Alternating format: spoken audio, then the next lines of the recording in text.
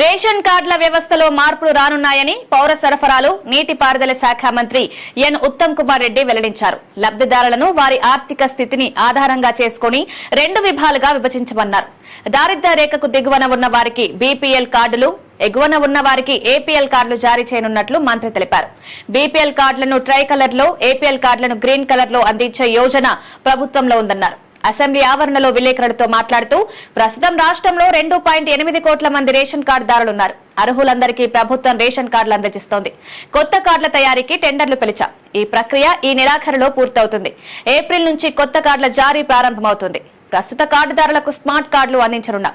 Pink కార్డున్న వారికి green కార్డులు, తెల్ల కార్డున్న వారికి ట్రై కలర్ కార్డులు వస్తాయని వివరించారు. కొత్త రేషన్ కార్డుల కోసం ఎదురు చూసే వారికి శుభవార్త అనే చెప్పాలి. మరి కొత్త కార్డుల ప్రింటింగ్ లో ప్రభుత్వ లోగోతో పాటు సీఎం ఫోటోను కూడా ముద్రిస్తారా అనేది తెలియాల్సి ఉంది. కొత్తగా క్యూఆర్ కోడ్ విధానాన్ని కూడా తీసుకొస్తామని ఇటీవల ప్రభుత్వం పేర్కొన్న విషయం తెలిసిందే. ఈ మేరకు సివిల్ సప్లై శాఖ ఇప్పటికే టెండర్లు పిలిచింది. బిడ్ల దాఖలకు మార్చి 25వ తేదీన తుది గడువు ఇచ్చారు. ఇక కాళేశ్వరం ప్రాజెక్టుపై స్పందిస్తూ ఈ ప్రాజెక్టులో ఖర్చు చేసిన 1,00,000 కోట్ల రూపాయలు రాష్ట్రానికి భారంగా మారింది. గత ప్రభుత్వ విధానాలను అనుసరిస్తే భద్రాచలం పట్టణం సహా 44 గ్రామాలు మునిగిపోతాయి. ఎస్ఎల్బీసీ సొరంగ పనుల్లో చివరి 50 మీటర్లు అత్యంత ప్రమాదకరమైనవి.